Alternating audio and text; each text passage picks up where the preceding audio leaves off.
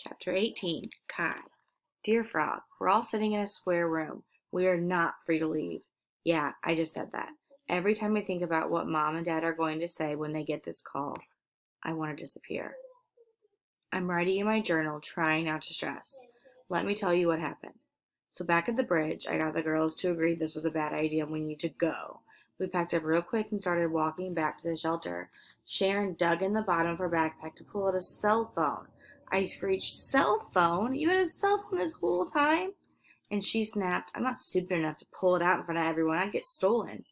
Then she started looking for a taxi service. We had less than $10 even if we pulled all our money together, but Sharon promised her grandma would pay for the cab if we took one to her house. Sharon said, "I got us into this mess and I'll get us out." But then all of a sudden that creepy dude with the tattoos blocked our path. "Where are you going?" "And you gotta stay here." Emily and Cecilia turned on the tears right away, and Sharon stood real tall like you would if you came face to face with a bear in the woods. She told him to stay away from us in this booming loud voice. I stood tall too and stepped in front of the girls. I tried to think fast, but I scrambled, all the advice my parents had given me over the years playing in my head. But then Emily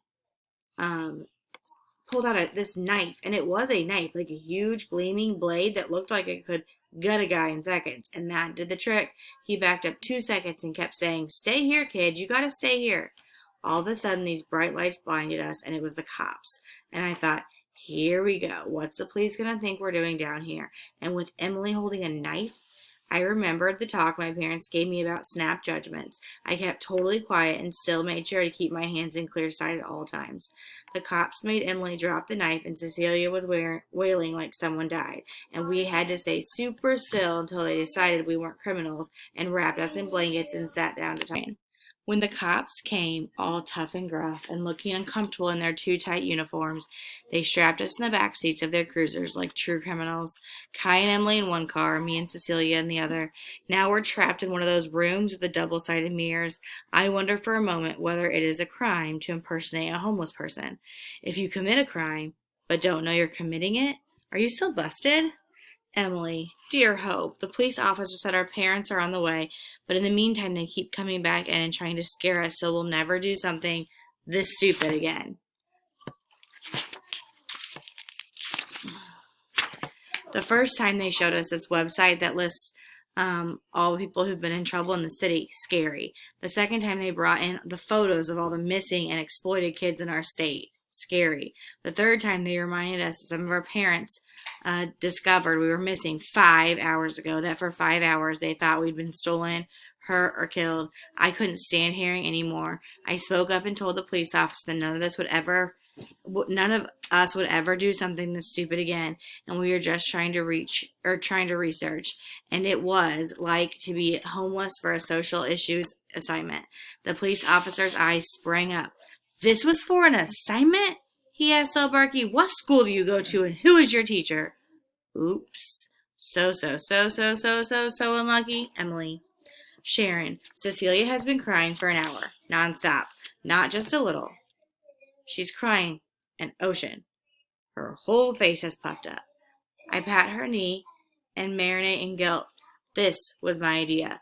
After all, nothing I say or do helps. She cries and cries and cries and cries like her life is over.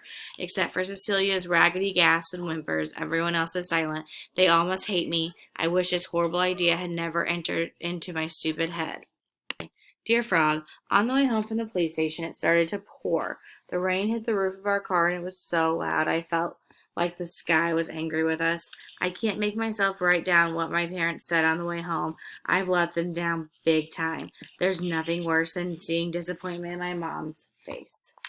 Chapter 19, Cecilia.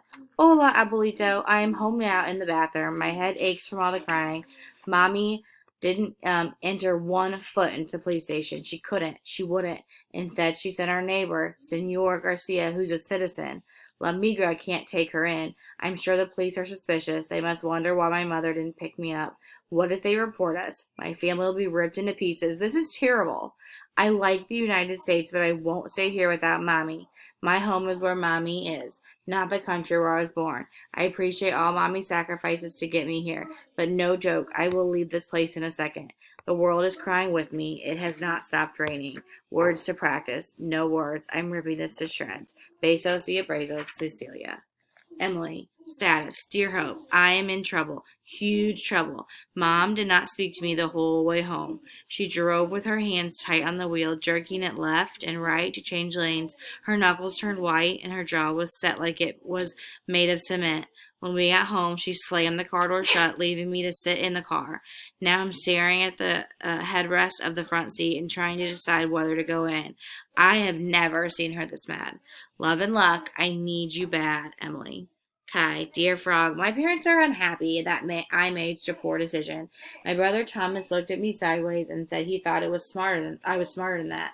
My sister Brianna hugged me hard like she used to when we were small, and little Jayla climbed in my lap and wouldn't let go. All my tech privileges are revoked for the next month. I told them they don't need to punish me because I feel bad enough myself. Dad said, nice try on that one, but I'm not lying. I couldn't feel any worse than I do now, mostly because of Cecilia. I have never ever in my life seen someone fall apart like that. I'm so upset I can't even read. Cecilia, hola, abuelita. Tonight, Mommy gathered my hands in hers and told me we have to move.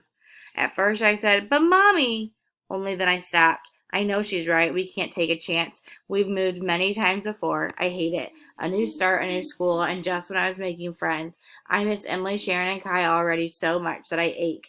I can't believe I did this. I brought this upon us. I have no one to blame but myself. After all, Mommy has done for us. I went and did something stupid and could ruin it all. What was I thinking? I am an idiot for taking a chance. Words to practice. Destroying this letter. I hate the world. Besos y abrazos, Cecilia. Emily, dear Hope, this morning I figured out that I'm in even bigger trouble than I thought. Dad flew in from Lebanon last night. Mom called him when she thought I'd been kidnapped, and he grabbed the next plane. They found me when he was mid-flight, so he didn't even know I was okay until he landed. When we picked him up at the airport, Dad hugged me so long and hard that I could barely breathe, and the stubbles on his cheek prickled me. He didn't talk about how disappointed he was until midday through breakfast. He said he thought I knew better than to do something like this. I concentrated on stabbing tiny bites of scrambled egg with my fork. Mom said I'm the most important thing in her life and how she needed to know I'm safe. It sure doesn't feel like I'm the most important thing in her life. And then my dad was all, you're usually responsible and we trust you and you gotta tell us if you're not okay. But here's the thing, I'm not okay. All of a sudden, I wished I hadn't been eating all that egg because it was about to come right back up along with every detail about Kaylee and Aviva in private school and Miss Graham. So I tried to explain that if I did something great to make a difference, I thought they'd be proud. And then they rushed in all knee-jerk fast to reassure me that of course they're proud. They're always proud. And something about it irritated me. So I stopped them and said what I really meant.